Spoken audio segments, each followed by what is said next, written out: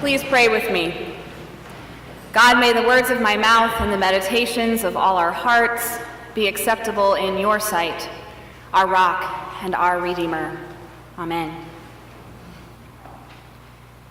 In honor of Father's Day, I'd like to do something a little different this morning.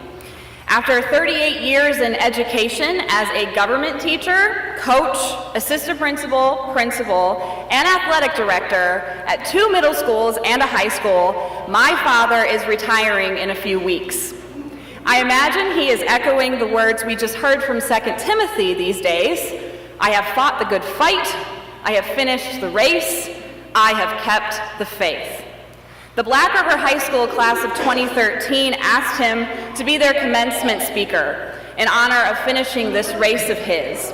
And a few weeks ago, he delivered his speech. Everything I ever needed to learn in life, I learned from baseball. I'm going to share some of my dad's speech this morning.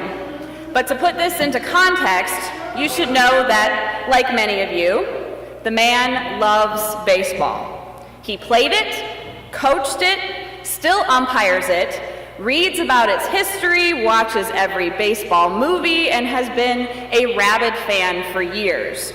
It was not an option for my mom, my sister, or me to not be baseball fans, specifically Cleveland Indians fans, though he is tolerant that the Red Sox are now my second favorite team. For the year that I was living with my parents after seminary and before coming to Pilgrim, my dad and I decided to take a trip for spring break, just the two of us. I was excited about our little trip. I figured we could go to a state park in Ohio or one we like in West Virginia, or maybe even head to Chicago for a couple of days. But no. My dad's ideal spring break was going to the Baseball Hall of Fame in Cooperstown, New York. My second trip, his fourth by now. So now that you understand the context a bit, here are the 5 life lessons my dad passed along to the Black River class of 2013 from our great American pastime.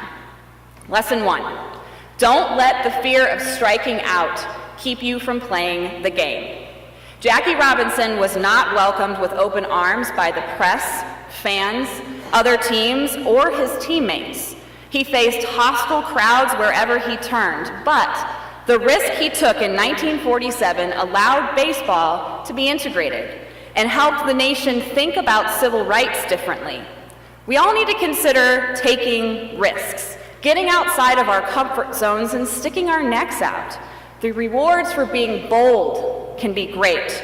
Or another baseball metaphor I have always liked, you can't steal second base with your foot still on first.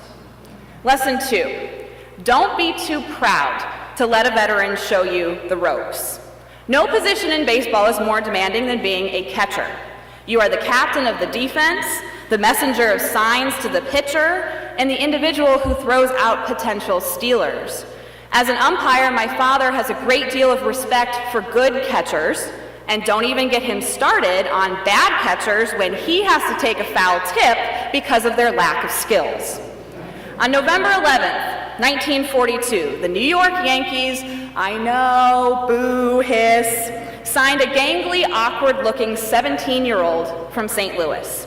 Yogi Berra needed a mentor, and he got a great one in Hall of Famer Bill Dickey.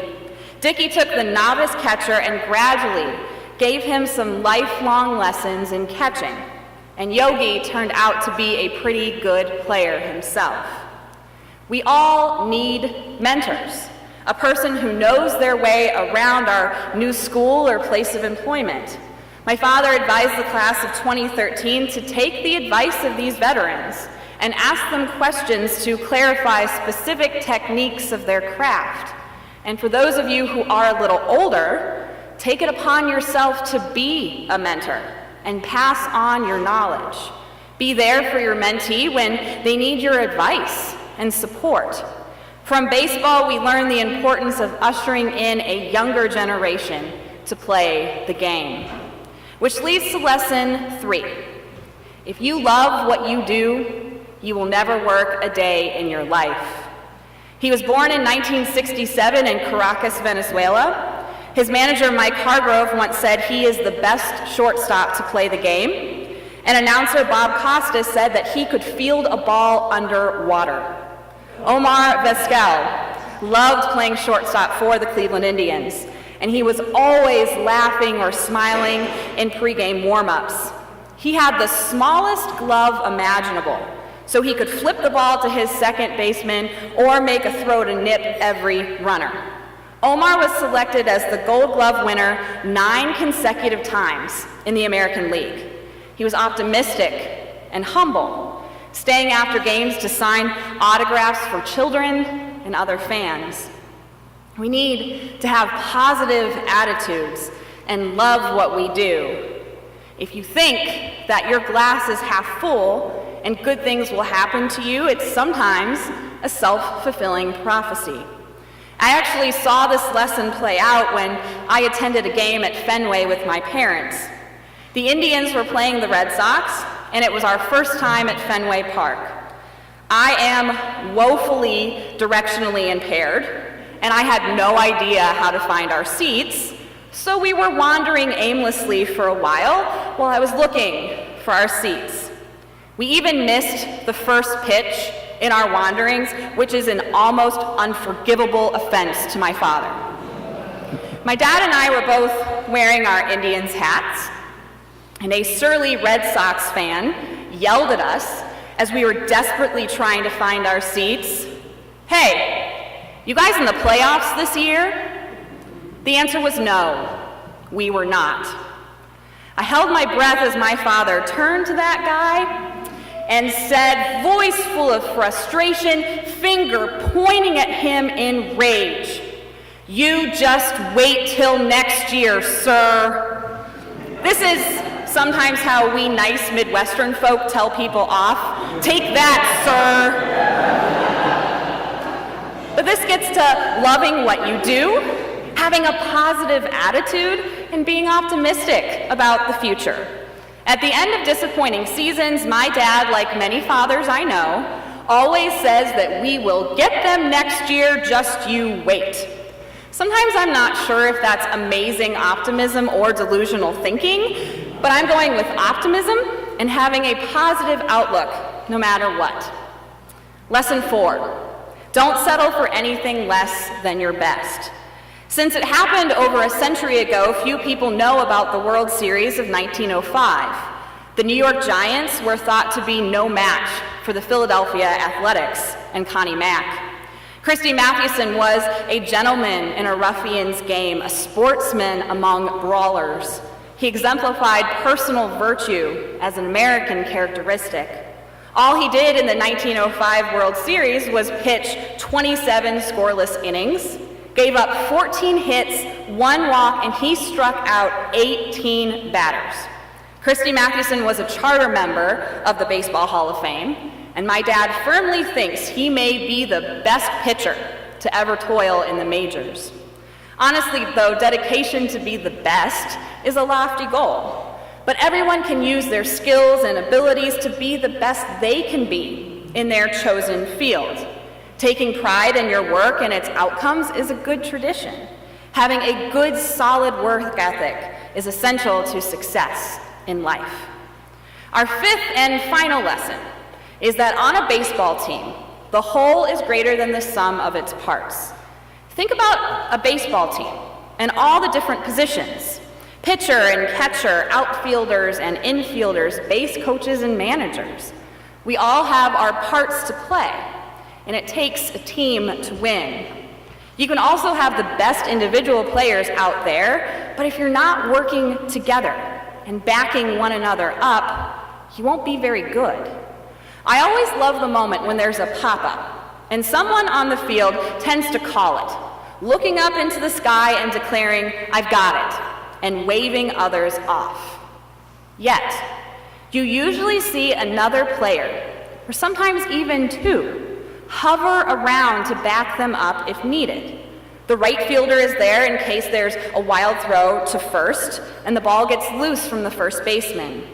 The pitcher sometimes steps in to make an out at first or home, helping out the first baseman and the catcher. The shortstop can find himself in shallow left or center pretty easily to field a ball and assisting the outfielders at the same time. The point is, it takes a united team effort to play a baseball game. No one can operate in a vacuum. The best business, hospital, school, or church, I added that in, seek people's opinions, and everyone should feel like a part of the organization when we respect one another, communicate openly with each other, and work for unity. A former professor of my father's, Dr. James Veering from Akron University, once told him, "We are all pulling the little red wagon together." In the end, baseball has been and continues to be a vital part of American life. In 1947, Jackie Robinson broke the color barrier of Major League Baseball, followed closely by Larry Doby of the Cleveland Indians, 17 years before the Civil Rights Act of 1964. When 9/11 happened, the Yankees took center stage in an attempt to pull all of us out of our shock and despair. On April 15th, it was the Red Sox that buoyed our spirits in Boston by holding an event to honor the marathon victims prior to playing at Fenway. And they brought Neil Diamond in to sing Sweet Caroline in person. Baseball is America. Try to remember the tips about taking risks, getting a mentor or becoming a mentor, loving what you do, giving your best, and collaborating with others to be successful. My hope is that we all have moments in our lives, whether that is when we face retirement or other transitions, when we can say, "I have fought the good fight, I have finished the race, I have kept the faith." And happy Father's Day to all you dads out there. Amen.